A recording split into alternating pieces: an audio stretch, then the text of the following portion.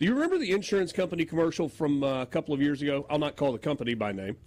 But the tagline was, "We know a thing or two because we've seen a thing or two." Well, that applies to our guest right now. Lieutenant Colonel Stephen McCraney is the Executive Director of the Mississippi Emergency Management Agency. He was appointed to that role in 2021. Before that, he was the Deputy Director and Chief of Staff at MEMA. Before that, 28 years as a Lieutenant Colonel in the Mississippi Army and Air National Guard. And he has been involved with disaster relief probably more than he would care to think about or remember throughout the course of his career. Stephen, really appreciate you coming by this morning to share some time with us. It's great to see you. I know you woke up this morning to some of the images on television like the rest of us, Absolutely. And it's just absolutely devastating in the state of Florida. It is. You know, we all the Region 4, I call it the SEC of disasters. That group of states, we're very close. All the directors are. I know Kevin Guthrie very well. I had to text him and tell him, dude, get some sleep. I mean, it is a long haul, especially for our back-to-back. But that is something that you train to respond no matter what. But to get two hurricanes of that level back-to-back, you just start getting infrastructure back, the electricity and whatnot, and then it gets knocked down again. So it just compounds the pain that Florida's had to go through. You know, Governor DeSantis spoke yesterday, and he talked about their preparation for this, and part of that included calling some of their people back to the state of Florida who, despite the fact that they had just gone through Hurricane Helene, had deployed some resources to the Carolinas and to North Georgia as well. He said yesterday, on standby between Florida and surrounding states, 9,000 National Guard troops ready to come in and assist with relief and recovery efforts. Yes. 50,000 line workers who were standing by just waiting to press go. Florida obviously is a bigger state in terms of population than Mississippi, about 22 million to roughly 3 million for us. Is that about right in terms of numbers for immediate response? Yeah, you've got a multitude of electrical workers. You know, you've got the ones that you'll just see driving in a pickup truck. Well, they're checking the lines, they're counting the poles, they're trying to get a list of what is needed, call it back in, and then you send the crews out there with enough transformers, enough poles, the right height, the line, whether it was a triple span, double span, all those things. I'm not an electrician. I shouldn't know this stuff, but we do because we work in the business. So it's the linemen, even in the state of Mississippi, the EPAs, Entergy, others, TVA. I'm telling you, that group they work. And they go to help somebody because they know somebody's going to come help them. And that's what the EMAC process is, Emergency Management Assistance Compact, between the states. And we've got a lot of offers out there. When something starts happening, our EMAC person in my office, they plug into the others, and we start looking at the ticker tape. What do you need? And we start saying, here's what we have. Hey, well, I can add one truck to that, and I can make what you want. And in talking to Governor Reeves, last night, about 6:30 this morning. I mean, we're constantly in contact because I'm telling him, here's what the state of Mississippi's got. This is what their needs are, and we want to send it over there. And in the very beginning, I want to help them with everything that we can give to them, and that's what we've done. Even this morning, I just got another request, and on the way here, I didn't take notes while I was driving, but I spoke into my phone for a note to tell me that I got to get another team ready. So you talk about this cooperative between states. I love the way you describe that, the SEC of emergency management, and that gives us a visual of kind of the part of the country that we're talking about. So Mississippi sends resources to Florida. Right. Deploying resources and equipment costs money. Absolutely. Is that money that we as a state absorb? Or is it something that Florida reimburses us for, that the federal government reimburses us for? And then flip it around, right? Yeah. I mean, when Florida says, hey, Mississippi, we'll come help you, how does it get paid for? Absolutely. It's a great question. And, I'll start off with just a storm in the state of Mississippi. If we have a tornado that goes through, we don't reach a federal declaration, but we will give an mission assignment to some of our search and rescue personnel that we've trained in the state, but they work at the local level. But we do bring them on, and I'll do the mission assignment. We have a disaster trust fund in Mississippi, a very good one, and the legislature and the governor are very good about keeping me where I need to be to make that happen. So now you go on the reverse side. We've done it probably about 7-8 times in the last, since I've been at MEMA. We'll ask for an emergency measures declaration. So I'm not asking for a major declaration yet, but I need to put everything in place. I need to get the military moving. I need to get the linemen moving. I need to get search and rescue, fire support, bring all that in, and get poised to respond to save lives and property. First thing, emergency measures only. They call it Cat A and B. So that's actually what Florida's working under. So that being said, we have mission-ready packages. Probably about 75 to 80 of them already pre-built. We know what they are. We all call it the same thing. You have to be certified to a certain level to do anything in emergency management. And they say we need this. We said, well, this is what it'll cost you. How many days do you need it? And we figure all that out. They sign an agreement. We sign the agreement on behalf of the governor to say, yes, we're coming. And so in the end, we come back. We file our paperwork. What did it cost? What did we break while we were there? We even replace that, and fix those. Break a prop motor or things of that nature, and then you get the project worksheet, send it to FEMA, and then we get funding for that. So we'll get that money back. And so that comes from FEMA, though. That Yes. doesn't come from Florida. That doesn't come. Well, Florida will have to front load. I have to front load it because I'm sending, somebody your stuff, right? Somebody's you got to pay police for it up officer, front, somebody's and then get fireman, and somebody's got to work a double shift, and all the things has to go on with it. So we're going to front load it, and then we file the paperwork, and then it goes to FEMA, and then it comes back through Florida, and we sign it off. So it's really kind of a zero cost up front, but you need that during Rolling Fork. Florida sent me an 18-wheeler that folded out into a mobile office building because Rolling Fork's City Hall was destroyed. Had nothing. And sent 3 operators to operate, put fuel in it, the whole 9 yards. And we had that up there. He told me I could have it 45 days. I think I kept it for 90 because I told him I'm at possession. I'm not going to give it back to you. So Possession is 9/10 of the law, right? He said, I got to have that back. But that's the camaraderie you've got in North Carolina, South Carolina, Georgia, Florida, Alabama, Mississippi, Kentucky, and Tennessee. I mean, we go and help the other person because none of us have everything you need every day for a big disaster. So we plus up with our patriots around us. Visiting with Executive Director of MEMA, Stephen McCraney. And Director McCraney, this may be, I don't think it's trivial, but it's not necessarily something that we think about because we hear, in times of disaster response, working 24 hours a day, you've got generators out there that have lights on them. You've got these electrical workers. But to be able to continue that pace, your workers have to sleep. They have to rest a little bit. What is the work cycle like for the people who are on? I mean, do they push through into 16, 18-hour days and go sleep for a few hours and try and do it again? Or is there a kind of a schedule where, no, you have to take a break and you have to rest for a little while? Right. The first things that we do in this state, and some of the others do it almost the same way that we do, is you've got standby contracts. So the first thing I do, I don't pay anything for it until I need it, and then I bring in a base camp. That base camp has laundry, it has food, it has sleeping quarters, it has everything that you need, nurses, you name it, anything that you need for the power line workers and everybody that's responding. 400 or 500 man-person camps. Wow. Keep them healthy. They are working long days and hours, and then you've got law enforcement that are blocking roads for them so they can work even faster because on a normal day they'll put up their yellow lights and people will drive around and they're agitated because somebody's shutting down one lane of a road. Well, you've got law enforcement, fire, those responders, and the line personnel, and even the people working on the waterways. Because if you don't have water pressure, you can't fight a fire.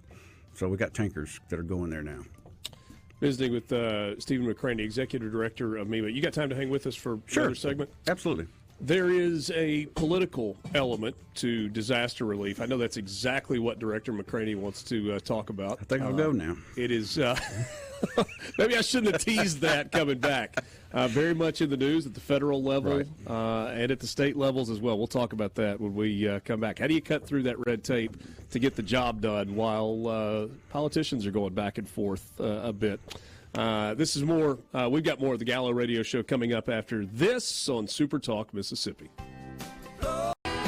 Back with you this morning on the Gallo Radio Show on SuperTalk Mississippi. Richard Cross and Lance, and we are joined by the Executive Director of the Mississippi Emergency Management Agency, Stephen McCraney. I wish we had 3 hours because I've got so many questions. I'm so fascinated by the work that you and your team do.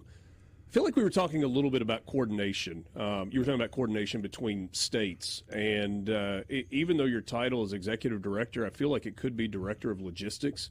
Absolutely. Or massive puzzle putter together, because there are a lot of pieces. So I was thinking about coordination during the break, and it's one thing to coordinate state relief agencies, but then you have other entities that are involved, volunteer organizations, groups like the Cajun Navy, or somebody like Samaritan's Purse or the Red Cross, or federal agents that come in. So when there is clearly a major job to be done and there's lots to do, you've got to have some level of, okay, you do this and you do this and you do this, and I'm sorry, we love you, we're glad you're here, but you've got to get out of the way. Right. How do you manage that? Well, you need to come down to the State Emergency Operations Center in Pearl, because when I was in the military, I actually worked for Airlift Command, and we had a operations center almost the same size. So I've got a perch up top. The governor has a conference room right beside my office, and we can look over 16 emergency functions for the state. So every state agency is in there. The volunteer groups are in there. The Red Cross is in there, and it's like an anthill.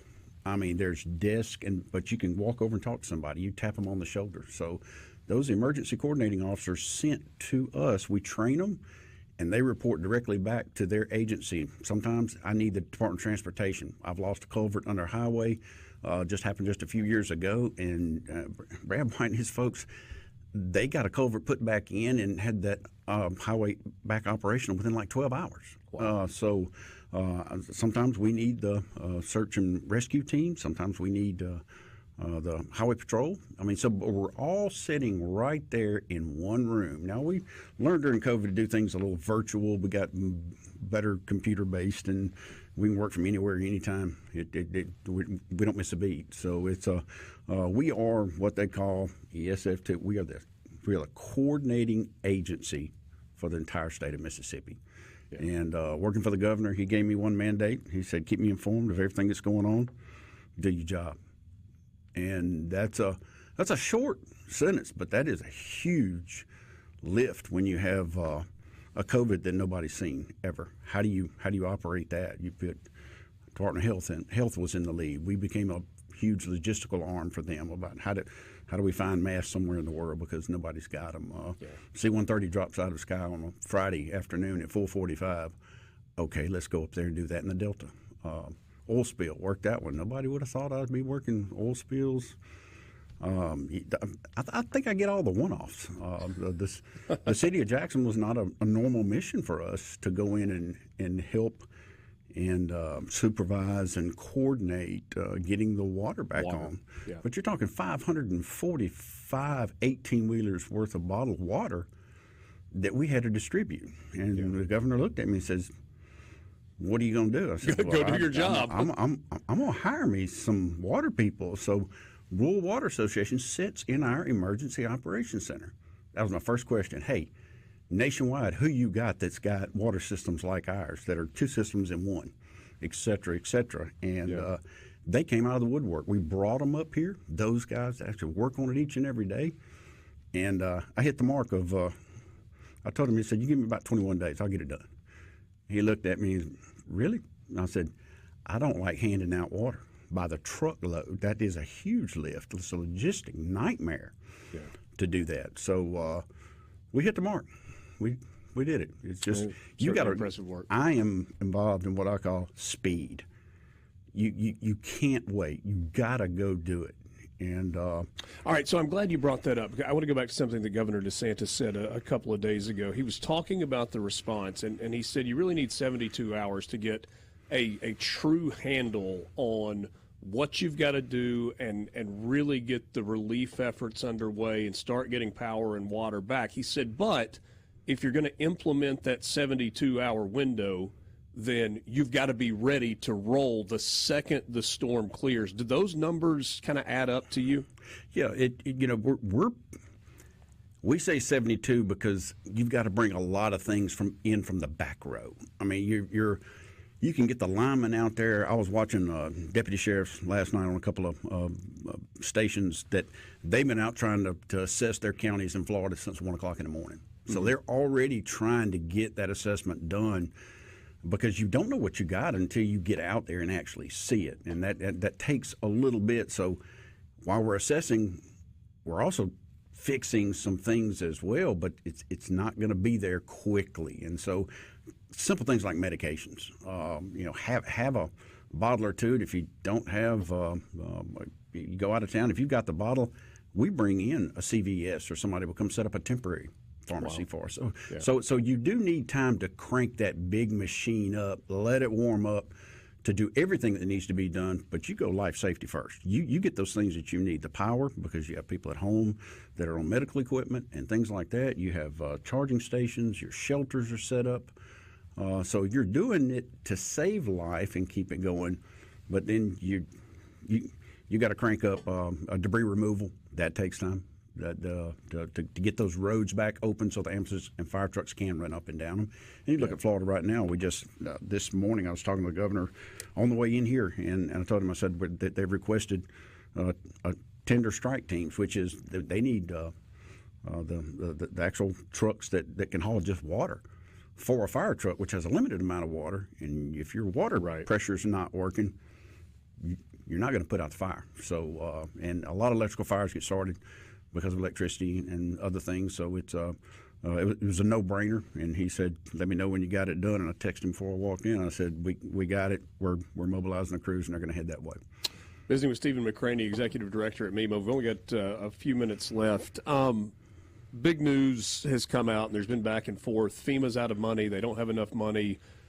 Congress has got to come back in and allocate money. There's money going to Lebanon, and they didn't have to allocate that. A lot of back and forth. Yeah. Is FEMA broke, or is there going to be enough money to help Florida, to help North Carolina, North Georgia, South Carolina, Eastern Tennessee?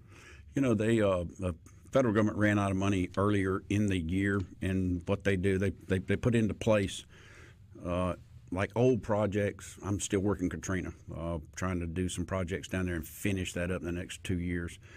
So those projects that are old, we pause because the federal government doesn't have funding for it, and then we stick it all in emergency needs. That's what we talked about, emergency measures earlier. So the funding is there for that, but also, the state of Mississippi, I'm very proud of them. We have our own disaster trust fund.